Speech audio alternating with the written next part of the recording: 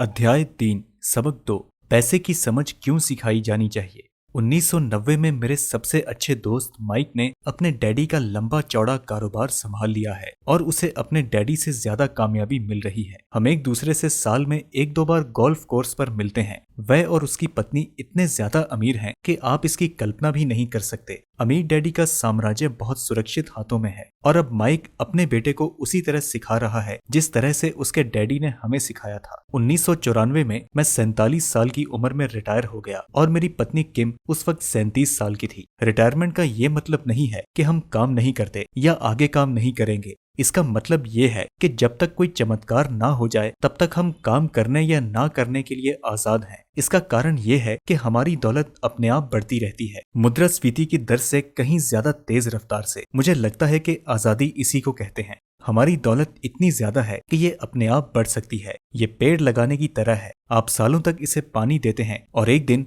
इसे आपकी जरूरत नहीं रह जाती। इसकी जड़ें जमीन में काफी गहराई तक पहुंच जाती हैं। इसके बाद पेड़ आपके सुख के लिए छाया और फल देता है। माइक ने साम्राज्य चलाने का विकल्प चुना और मैंने रिटायर होने का। जब भी मैं लोगों से बातें करता हूँ तो वह अक्सर मुझसे सलाह मांगते हैं कि उन्हें क्या करना चाहिए, शुरुआत कहाँ से और कैसे की जाए। आपकी नजर में कौन सी पुस्तक अच्छी रहेगी? सबसे अमीर बिजनेसमैन।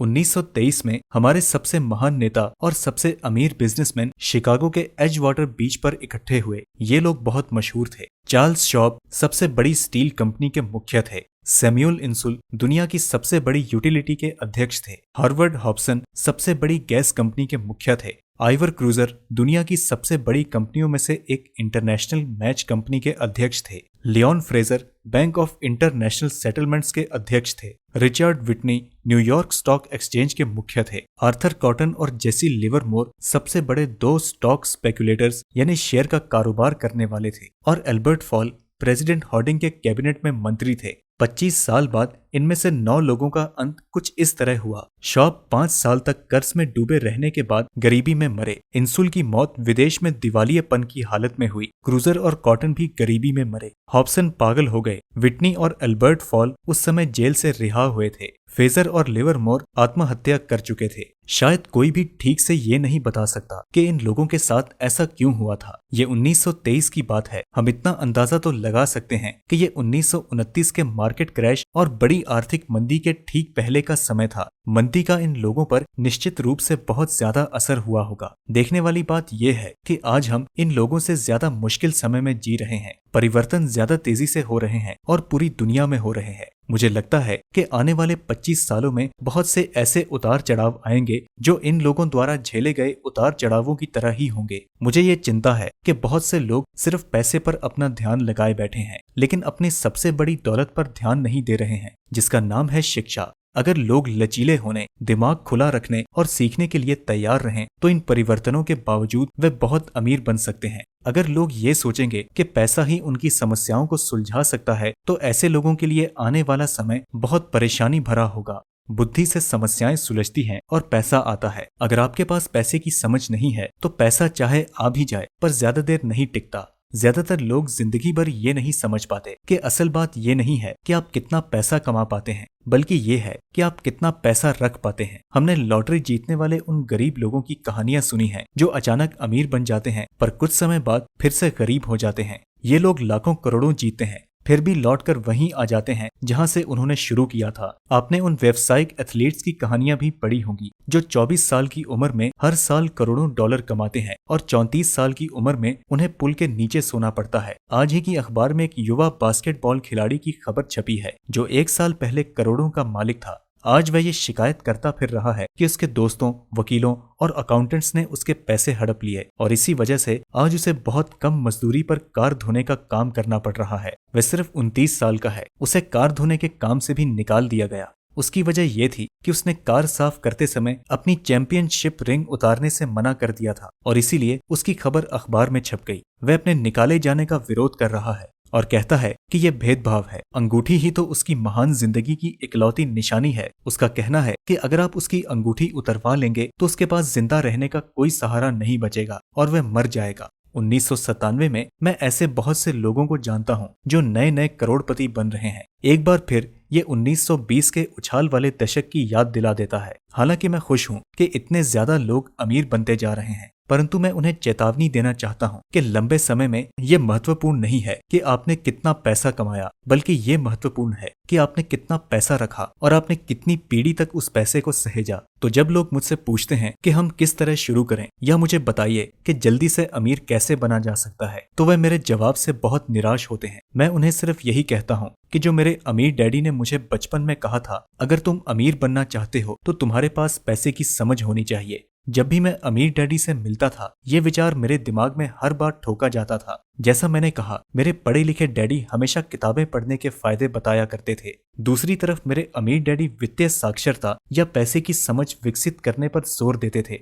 अगर आप एम्पायर स्टेट बिल्डिंग बनाने जा रहे हैं तो सबसे पहले आपको एक गहरा गड्ढा खोदना पड़ेगा और फिर मजबूत नींव डालनी होगी। अगर आप किसी उपनगर में एक घर बनाने जा रहे हैं तो आपको सिर्फ 6 इंच का कंक्रीट स्लैब डालना होगा। ज्यादातर लोग अमीर बनने के चक्कर में 6 इंच के स्लैब पर एम्पायर स्टेट बिल्डिंग खड़ी करना चाहते हैं। हमारा स्कूल सिस्टम उस जमाने का है जब खेती किसानी ही अर्थव्यवस्था का आधार थी। आज भी ये बिना नींव के घरों में भरोसा करता है। धूल का फर्श आज भी लोकप्रिय है, इसीलिए स्कूल से निकलने वाले बच्चों की कोई आर्थिक नींव नहीं होती है। एक दिन जब उन्हें नींद नहीं आती और वे कर्ज में डूब जाते हैं तो वे अमेरिकी सपने को देखते हैं और ये फैसला करते हैं कि पैसे की जो समस्या उनके सामने खड़ी है उसे अमीर होकर ही सुलझाया जा सकता है।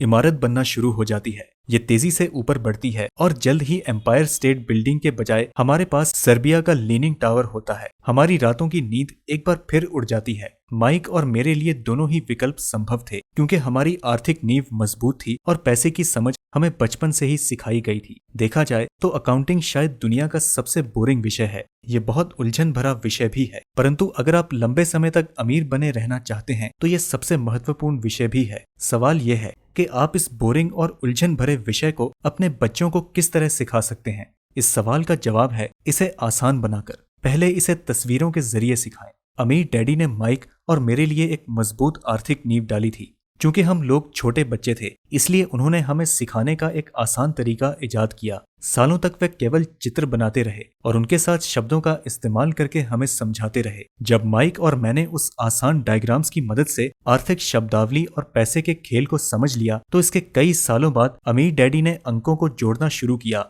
आज माइक को जितने अकाउंटिंग विश्लेषण की जरूरत है वह उससे भी कहीं सूक्ष्म और जटिल विश्लेषण कर सकता है। उसके पास 10 अरब डॉलर का साम्राज्य है। मैं इतना ज्यादा जटिल विश्लेषण नहीं करता क्योंकि मेरा साम्राज्य छोटा है, परंतु हम दोनों की ही नींव आसान नींव थी। आगे आने वाले पृष्ठों में मैं आपके सामने वही आसान से चित्र खींचूंगा जो माइक के डैडी ने हमारे लिए खींचे थे। हालांकि वह आसान है, परंतु इन चित्रों के सहारे उन्होंने 2 छोटे बच्चों को ठोस और गहरी नींव पर दौलत का बड़ा महल बनाना सिखाया।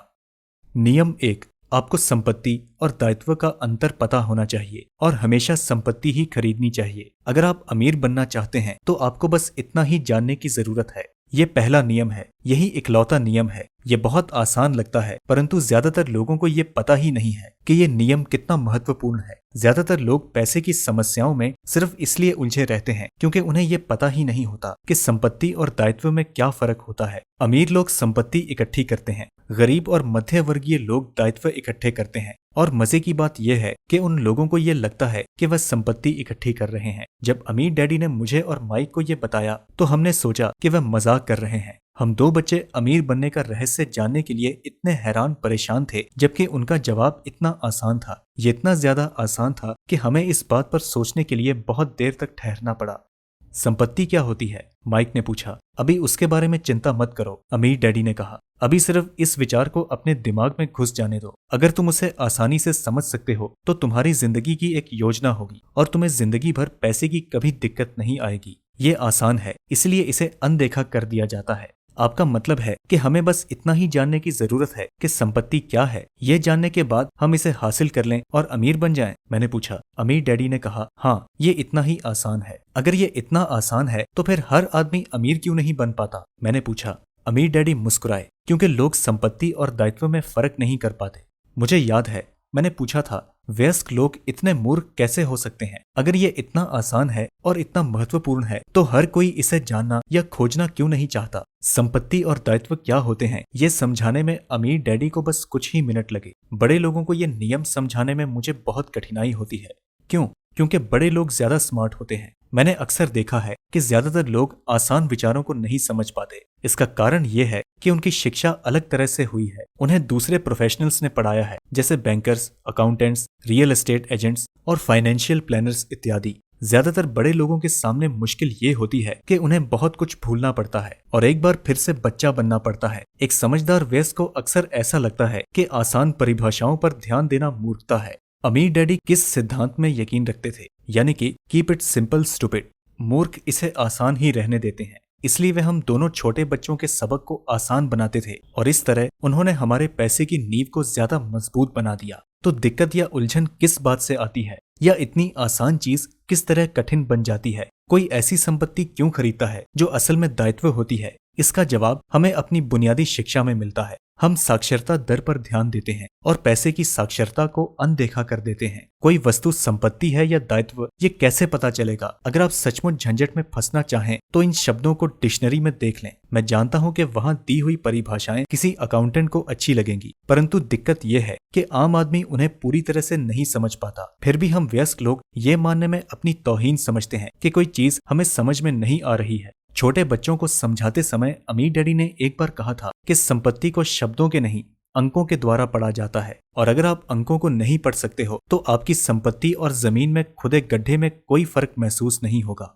अकाउंटिंग में अंक महत्वपूर्ण नहीं है जो अंक आपको बता रहे हैं, ये शब्दों की ही तरह है। शब्द महत्वपूर्ण नहीं होते, महत्वपूर्ण वो बात होती है जो शब्दों के जरिए बताई जाती है। कई लोग पढ़ते हैं परंतु ज्यादा समझ नहीं पाते। ये रीडिंग कॉम्प्रिहेंशन या पढ़े हुए को समझने की काबिलियत होती है, और इस क्षेत्र में हम सबकी अलग अलग काबिलियत होती है। उदाहरण के लिए, मैंने हाल ही में एक नया वीसीआर खरीदा। इसके साथ निर्देशक पुस्तिका भी थी जिसमें समझाया गया था कि अपने वीसीआर को किस तरह प्रोग्राम किया जाता है। मैं शुक्रवार की शाम को आने वाले अपने फेवरेट टीवी शो को रिकॉर्ड करना चाहता था, पर उस निर्देशक पुस्तिका को पढ़ते पढ़ते मैं पागल हो गया। मुझे दुनिया में कोई भी काम इतना मुश्किल नहीं लग रहा था जितना कि अपने वीसीआर को प्रोग्राम करना। मैं शब्दों को पढ़ सकता था, परंतु इसके बावजूद मुझे समझ में कुछ नहीं आ रहा था। मुझे शब्दों को पहचानने में ए मिल रहा था, परंतु उन्हें समझने में मुझे एफ मिल रहा था। और यही ज्यादातर लोगों के साथ पैसे के मामले में होता है। अगर आप अमीर बनना चाहते हैं तो आपको अंकों को पढ़ना और उन्हें समझना आना चाहिए। मैंने अपने अमीर डैडी से ये बात हजारों बार सुनी है, और मैंने ये भी सुना है कि अमीर लोग संपत्ति इकट्ठी करते हैं जबकि गरीब और मध्य वर्गीय लोग दायित्व इकट्ठे करते हैं।